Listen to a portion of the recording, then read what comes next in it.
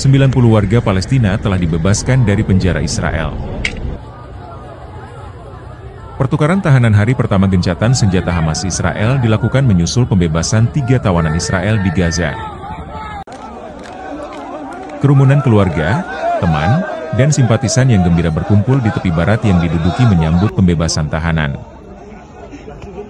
Dikutip media Al Jazeera, warga Palestina yang dibebaskan termasuk 69 wanita dan 21 remaja laki-laki. Beberapa di antaranya berusia 12 tahun dari tepi barat dan Yerusalem yang diduduki. 7 jam sebelumnya, 3 tawanan wanita Israel dibebaskan di Gaza.